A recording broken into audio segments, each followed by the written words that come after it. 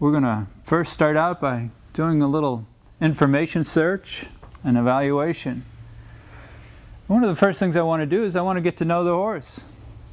Stand up close to the horse, talk to the horse a little bit, see that the horse is a little more comfortable, and I want to talk to the owner, and I want to know what the owner's expectations are for what we're going to do today. So what's your horse used for? An event horse. An event horse. And what level of eventing are you used to doing? Prelim. And how is Brody at that? It's pretty good. He has a few little hitches here and there, but as a whole he gets through it pretty good. All right. And the type of environment that Brody's going to be working in? He has a sand arena that he works in when he's training, and then obviously the cross-country courses, depending on where they are at. All right. Compete. So traction might be a concern that you have in keeping them upright, both front and hind. Exactly. All right. And so when I'm going to work on a horse, I want to evaluate the horse, and it's best for me to walk around the horse and 10 to 15 feet away and look at the horse. And I'm going to look at his muscling and see if it's consistent on the right to the left, and I might run my hands over to feel how that is.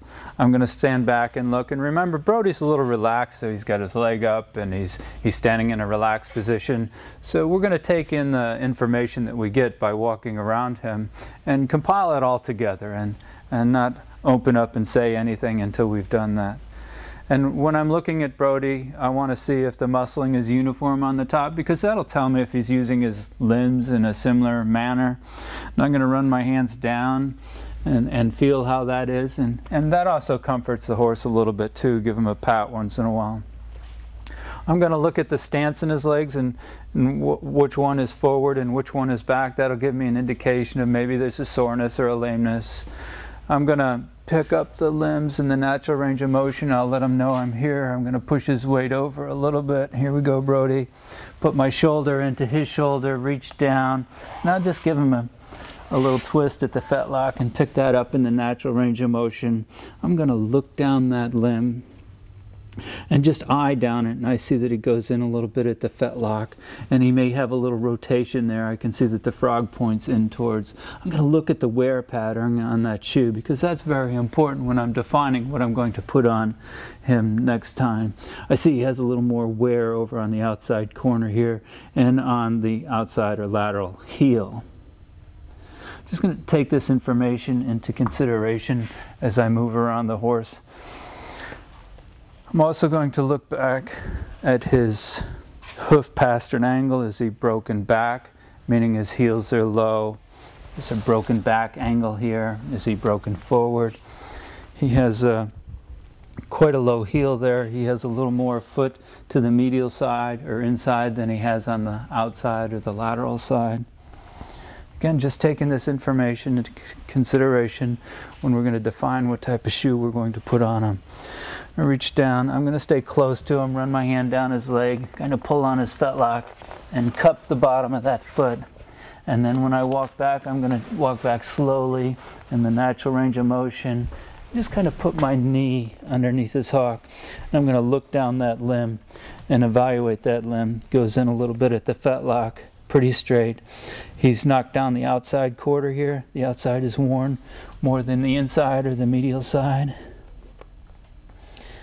I'm going to flex the limbs a little bit too when I'm doing that, see if there's any pain or any resistance. And then when I set that foot down, I'm going to walk forward and just set it down there, give him a pat, and move around to the other side. When I'm working on a horse, I want to make sure that the environment that I'm in is safe. There's no pitchforks or rakes leaning up against the walls, no loud noises or crashing going on. The horse is comfortable. I have a fantastic handler that knows exactly what to do and how to keep the horse in the proper position. Again, I'm going to pick that foot up and look down. I see that he's worn pretty hard on the outside here. The inside is flared just a little bit. I'm looking down the limb, looking at the deviation. It looks like there's a couple. From the fetlock he goes in, but then from the coffin joint he goes out again on this limb. Again, I'm going to walk forward a little bit. When I'm out of up alongside of him, then I'll let that foot down.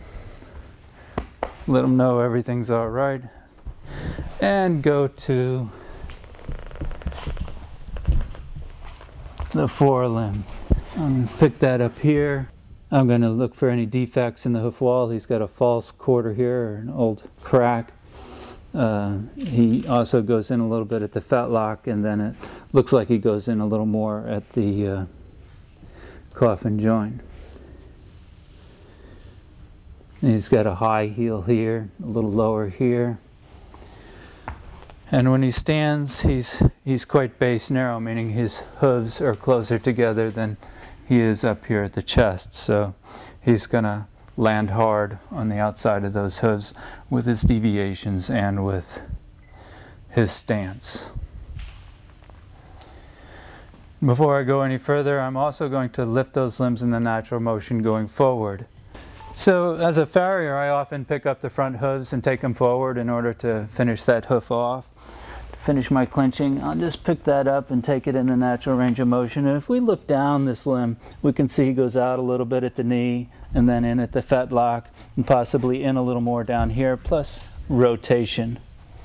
We can see a lot of those changes if we lift it up in the natural range of motion. Don't pull it out to the side or take it too far in, but it gives you some indications as to why this horse might be wearing the way he's wearing, or if there's any old injuries or pathologies, scars from where he's been into a fence, atrophy, say the muscle isn't as large on one side as it is on the other, all indicators that we need to take into consideration. Again, I'll pick this up and look down that limb. This limb is a little more bench, meaning where the radius comes into the knee, the cannon bone comes out to the side a little bit, goes out a little bit further. We have more angulation on this limb than we had on the other. And I'll do that with the hind limbs too. It's going to give me another view of the deviations or just how that limb is put together. Also with the flexion, I can see if there's any resistance or any pain there. And when I look at his hind limbs, I see that Brody's pretty straight in the stifles, a very important factor. And you'll see that his left hind is a little more upright, a little more worn in the toe than his right hind. A horse that has some stifle pain will wear more in the toe.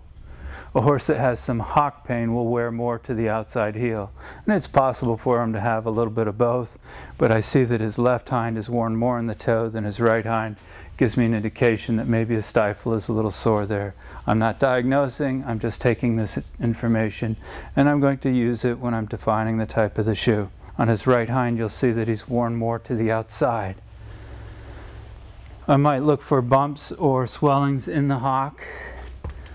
And as a farrier, I'm going to know very soon, if I'm working on this horse on a regular basis, if he has any issues, because there'll be resistance that I didn't feel last time that I showed up to go to work on him. All right, once I've made my evaluation in a stance phase, or as a horse is standing, then I like to take them in a level surface and give him a walk, maybe a trot, to get an indication of his movement and how he travels.